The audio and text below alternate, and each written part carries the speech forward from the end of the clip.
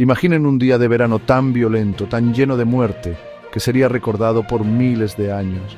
Esta fue la batalla de Canas en el 216 a.C. En ese único y terrible día murieron más soldados que en cualquier otro día de la historia europea hasta la Primera Guerra Mundial. Los campos del sur de Italia se tiñeron de rojo. Fue una escena de matanza casi inimaginable. La República Romana, la mayor potencia del Mediterráneo, sufrió un golpe que habría destruido a cualquier otra nación. Fue un día que puso a prueba a Roma hasta la médula y se convirtió en una leyenda en la historia de la guerra, un ejemplo aterrador de genio militar y eficiencia brutal. La magnitud de la matanza es difícil de comprender. Algunos historiadores creen que casi 50.000 soldados romanos murieron en tan solo unas pocas horas. Eso es cientos de hombres muriendo cada minuto. El ruido debió ser ensordecedor. Los gritos de los heridos, el choque de espadas contra escudos, las órdenes a gritos de los oficiales, todo mezclado en una terrible sinfonía de destrucción. Para los hombres atrapados en la lucha, era un infierno en la tierra.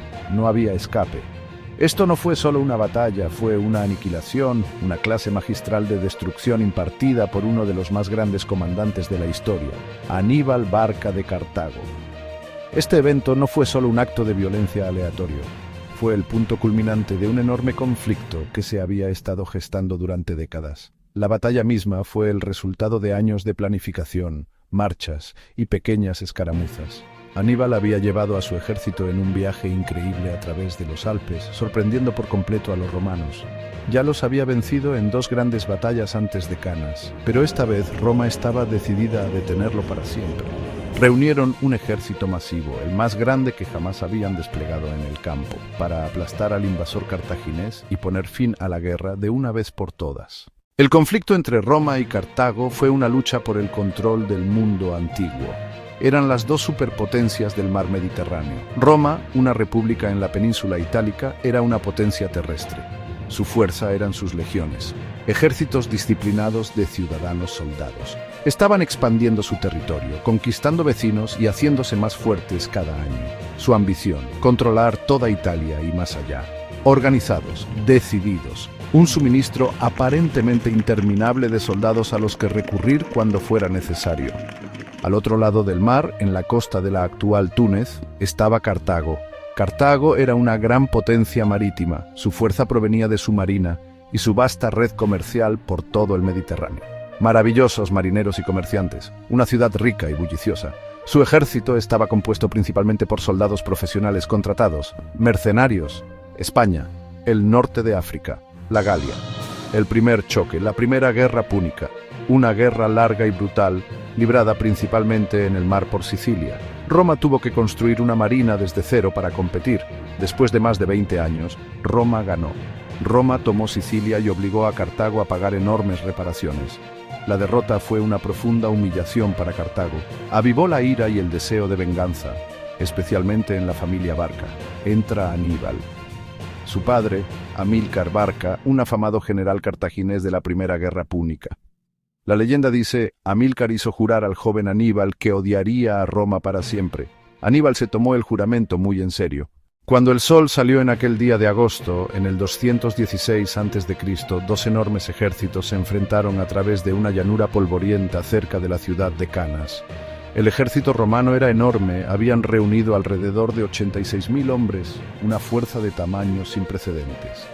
Para la República, estaba formado por 8 legiones romanas y un número similar de tropas aliadas de otros estados italianos. Esta era el arma definitiva de Roma, diseñada para abrumar y aplastar a cualquier enemigo mediante la fuerza bruta y la fuerza disciplinada de la infantería pesada. Estaban confiados, quizás demasiado confiados. El ejército romano estaba comandado por 2 cónsules, Lucio Emilio Paulo y Cayo Terencio Varrón. Eran los funcionarios electos más importantes de Roma y rotaban el mando del ejército cada día.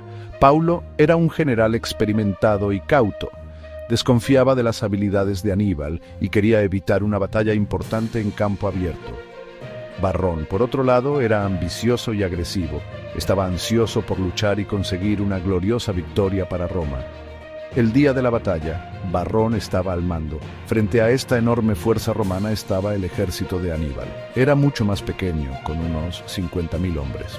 Pero lo que le faltaba en número lo compensaba en experiencia y diversidad. El ejército de Aníbal era una mezcla de soldados de muchas tierras diferentes. Una fuerza verdaderamente multinacional. Tenía infantería dura y curtida en batalla del norte de África, sus tropas mejores y más leales. Aníbal sabía que una lucha directa contra las enormes legiones romanas sería un suicidio. Los romanos eran famosos por su poderosa infantería central, que avanzaba como un muro y arrasaba con todo a su paso.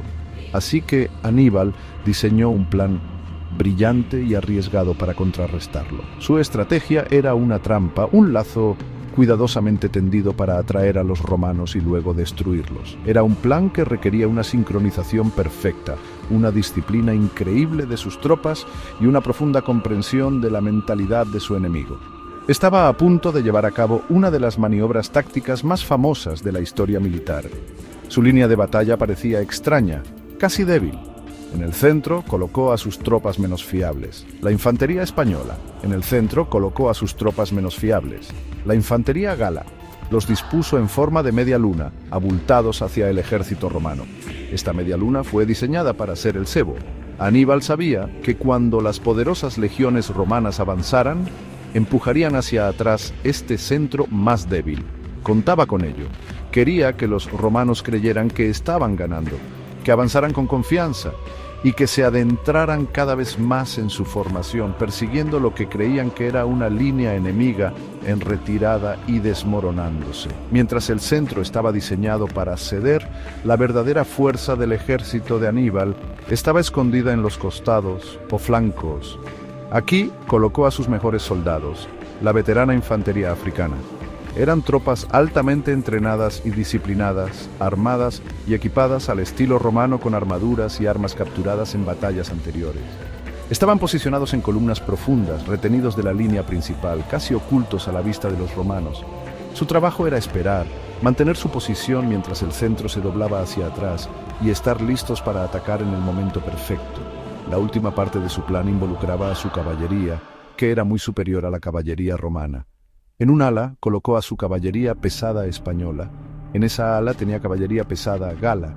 Estaban dirigidos por su hermano Asdrúbal. En la otra ala estaba la caballería númida, ligera y rápida. Su trabajo era derrotar a la caballería romana en los flancos de forma rápida y decisiva. Una vez que los jinetes romanos fueran expulsados del campo, la caballería de Aníbal estaría libre. Podrían entonces rodear la retaguardia del ejército romano completando la trampa. Mientras la infantería romana avanzaba hacia el centro, una acción decisiva estaba ocurriendo en los flancos. La caballería pesada de Aníbal, bajo el mando de Asdrúbal, cargó contra la caballería romana. Los aniquilaron por completo. Los jinetes romanos no eran rival para los cartagineses, más hábiles y curtidos en la batalla. Después de una breve y brutal lucha, la caballería romana de ese flanco se rompió y huyó. Asdrúbal no persiguió lejos, demostró disciplina. Reagrupó a sus hombres y los condujo por la parte trasera del campo de batalla. Se movieron para apoyar a la caballería númida que luchaba en el otro flanco. Con Asdrúbal atacando por detrás, la caballería romana restante fue rápidamente derrotada y dispersada. El campo estaba libre de jinetes romanos. La caballería de Aníbal controlaba los flancos y la zona detrás del ejército romano. Los legionarios romanos, apretados y empujando hacia el centro de Aníbal, no se daban cuenta de la perdición que galopaba hacia su retaguardia. Estaban concentrados en la lucha que tenían delante. Su línea de retirada estaba a punto de ser cortada. La trampa estaba casi cerrada. Luego, las últimas partes del plan de Aníbal encajaron. Mientras los romanos se adentraban en la bolsa, Aníbal dio la señal. Su infantería africana de élite, que esperaba en los flancos, giró hacia adentro. Atacaron los lados de la columna romana que estaba demasiado extendida. De repente los romanos fueron atacados por el frente, por su izquierda y por su derecha. Al mismo tiempo la caballería victoriosa de Aníbal giró y cargó por la retaguardia. El anillo de acero se había cerrado. Todo el ejército romano estaba rodeado. El pánico y el horror se extendieron por las filas. Estaban atrapados, sin ningún lugar a donde huir. La enorme formación, que era su fuerza, se convirtió en su tumba. Los soldados estaban tan apretados que apenas podían levantar los brazos. Los cartagineses presionaron por todos lados, masacrando a los indefensos romanos. La matanza duró horas, una masacre. Al final del día, el campo estaba cubierto con decenas de miles de cuerpos. El gran ejército romano había dejado de existir. Fue la victoria más completa en la historia militar, la derrota más terrible de Roma. Imaginen un día de verano tan violento, tan lleno de muerte, que sería recordado por miles de años.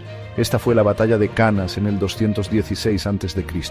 En ese único y terrible día murieron más soldados que en cualquier otro día de la historia europea hasta la Primera Guerra Mundial. Los campos del sur de Italia se tiñeron de rojo. Fue una escena de matanza casi inimaginable. La República Romana, la mayor potencia del Mediterráneo, sufrió un golpe que habría destruido a cualquier otra nación. Fue un día que puso a prueba a Roma hasta la médula y se convirtió en una leyenda en la historia de la guerra, un ejemplo aterrador de genio militar y eficiencia brutal. La magnitud de la matanza es difícil de comprender. Algunos historiadores creen que casi 50.000 soldados romanos murieron en tan solo unas pocas horas. Eso es cientos de hombres muriendo cada minuto. El ruido debió ser ensordecedor. Los gritos de los heridos, el choque de espadas contra escudos, las órdenes a gritos de los oficiales, todo mezclado en una terrible sinfonía de destrucción. Para los hombres atrapados en la lucha, era un infierno en la tierra. No había escape. Esto no fue solo una batalla, fue una aniquilación, una clase magistral de destrucción impartida por uno de los más grandes comandantes de la historia, Aníbal Barca de Cartago. Este evento no fue solo un acto de violencia aleatorio. Fue el punto culminante de un enorme conflicto que se había estado gestando durante décadas. La batalla misma fue el resultado de años de planificación, marchas y pequeñas escaramuzas. Aníbal había llevado a su ejército en un viaje increíble a través de los Alpes, sorprendiendo por completo a los romanos. Ya los había vencido en 2 grandes batallas antes de Canas, pero esta vez Roma estaba decidida a detenerlo para siempre. Reunieron un ejército masivo, el más grande que jamás habían desplegado en el campo, para aplastar al invasor cartaginés y poner fin a la guerra de una vez por todas. El conflicto entre Roma y Cartago fue una lucha por el control del mundo antiguo. Eran las 2 superpotencias del mar Mediterráneo. Roma, una república en la península itálica, era una potencia terrestre. Su fuerza eran sus legiones, ejércitos disciplinados de ciudadanos soldados. Estaban expandiendo su territorio, conquistando vecinos y haciéndose más fuertes cada año. Su ambición, controlar toda Italia y más allá. Organizados, decididos, un suministro aparentemente interminable de soldados a los que recurrir cuando fuera necesario. Al otro lado del mar, en la costa de la actual Túnez, estaba Cartago. Cartago era una gran potencia marítima, su fuerza provenía de su marina y su vasta red comercial por todo el Mediterráneo. Maravillosos marineros y comerciantes, una ciudad rica y bulliciosa. Su ejército estaba compuesto principalmente por soldados profesionales contratados, mercenarios. España, el norte de África, la Galia. El primer choque, la primera guerra púnica, una guerra larga y brutal, librada principalmente en el mar por Sicilia. Roma tuvo que construir una marina desde cero para competir. Después de más de 20 años, Roma ganó. Roma tomó Sicilia y obligó a Cartago a pagar enormes reparaciones. La derrota fue una profunda humillación para Cartago. Avivó la ira y el deseo de venganza, especialmente en la familia Barca. Entra Aníbal. Su padre, Amílcar Barca, un afamado general cartaginés de la Primera Guerra Púnica. La leyenda dice, Amílcar hizo jurar al joven Aníbal que odiaría a Roma para siempre. Aníbal se tomó el juramento muy en serio. Cuando el sol salió en aquel día de agosto, en el 216 a.C., 2 enormes ejércitos se enfrentaron a través de una llanura polvorienta cerca de la ciudad de Canas.